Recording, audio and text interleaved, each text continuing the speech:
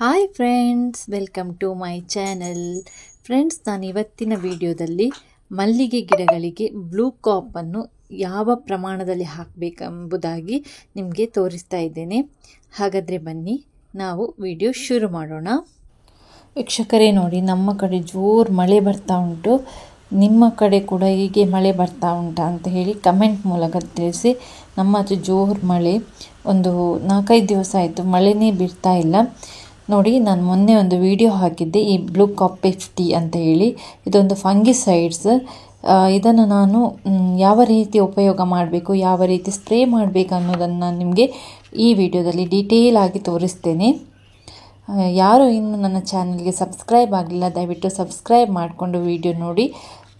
ಹಾಗೆ ಪಕ್ಕದಲ್ಲಿರುವ bell ಐಕಾನನ್ನು click ಮಾಡಿ ಅದರಲ್ಲಿ ಆಲ್ ಎನ್ನೋ ಆಪ್ಷನನ್ನು ಸೆಲೆಕ್ಟ್ ಮಾಡಿದರೆ ಮಾತ್ರ ನಾನು ಹಾಕೋ ಹೊಸ ಹೊಸ ವಿಡಿಯೋಸ್ಗಳ ನೋಟಿಫಿಕೇಷನ್ಗಳು ನಿಮಗೆ ಸುಲಭವಾಗಿ ಸಿಗ್ತದೆ. ಹಾಗಾದರೆ ಬನ್ನಿ, ಇದನ್ನು ಯಾವ ರೀತಿ ಯೂಸ್ ಮಾಡೋದಂತ ಹೇಳಿ ತೋರಿಸ್ತೇನೆ. ನೋಡಿ, ಇಂಥ ಒಂದು ದೊಡ್ಡ ಡ್ರಮ್ ತೆಗೆದುಕೊಳ್ಬೇಕು ಫಸ್ಟಿಗೆ. ನೋಡಿ, ಇದು ಪೌಡ್ರ್ ನೋಡಿ, ಪಚ್ಚೆ ಕಲರಲ್ಲಿ ಇರುತ್ತೆ, ಹಸಿರು ಕಲರಲ್ಲಿ ಇರುತ್ತೆ. ತುಂಬಾ ಉಪಯುಕ್ತವಾದಂಥ ಸ್ಪ್ರೇ. ವರ್ಷದಲ್ಲಿ 1 ಬಾರಿ ಹಾಕಿದರೆ ಸಾಕಾಗ್ತದೆ.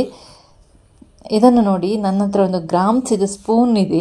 ಇದರಲ್ಲಿ ನಿಮಗೆ ಕಾಣ್ತದಾ ಇಲ್ವಾ ಅಂತ ಗೊತ್ತಿಲ್ಲ ನನಗೆ ಸರಿಯಾಗಿ. ನಾನು ಆದಷ್ಟು ವಿಡಿಯೋವನ್ನು ಮಾಡಿದ್ದೆ. ನೋಡಿ, ಇದರಲ್ಲಿ 3 ಗ್ರಾಮ್ ಇದು ಸ್ಪ್ರೇ. ಇದು 3 ಗ್ರಾಮ್ ಉಂಟು ಇದರಲ್ಲಿ. ಒಂದು ದೊಡ್ಡ ಸ್ಪೂನಲ್ಲಿ ತೊಗೊಂಡ್ರೆ 3 ಗ್ರಾಮ್ ಆಗ್ತದೆ. ಇದು ಗ್ರಾಮ್ಸ್ ಇದೆ ಸ್ಪ್ರೇ, ಇದು ಸ್ಪೂನ್ ಇರುವಂಥದ್ದು. ನೋಡಿ, ಇದರಲ್ಲಿ ಸರಿಯಾಗಿ ಕಾಣ್ತಾ ಇಲ್ಲ, ವಿಡಿಯೋ ಅಷ್ಟೊಂದು ಕ್ಲಿಯರಾಗಿ ಬರಲಿಲ್ಲ. ನೋಡಿ, ಇದರಲ್ಲಿ ನೋಡಿ 2 ಗ್ರಾಮ್ + 1 ಗ್ರಾಮ್ ಅಂತ ಬರೆದಿದ್ದಾರೆ. ಫುಲ್ಲು ಸ್ಪೂನ್ ತೊಗೊಂಡ್ರೆ 3 ಗ್ರಾಮ್ ಆಗ್ತದೆ. ಇದನ್ನು ನಾವು 1 ಲೀಟರ್ಗೆ 3 ಗ್ರಾಮ್ನಾಗಿ ಹಾಕಬೇಕು. ನನ್ನಲ್ಲಿ 50 ಗಿಡ ಇರೋದ್ರಿಂದ ನಾನು 21 ಗ್ರಾಮ್ನಷ್ಟು ಹಾಕಿದ್ದೇನೆ. 21 ಗ್ರಾಮ್ 1 ಲೀಟರ್ಗೆ 3 ಗ್ರಾಮ್. ಹಾಗಾದರೆ 7 ಲೀಟರ್ ನೀರಿಗೆ 3 ಗ್ರಾಮ್ನ ಥರ ಸ್ಪ್ರೇ ಮಾಡಿದ್ದೇನೆ. ಇದು ನೋಡಿ, 5 ಲೀಟರ್ ಇದು ನೀರಿದು ಕ್ಯಾನು. ಇನ್ನು ಸ್ವಲ್ಪ ಒಂದು 2 ಲೀಟರ್ನಷ್ಟು ನೀರು ಹಾಕ್ತೇನೆ.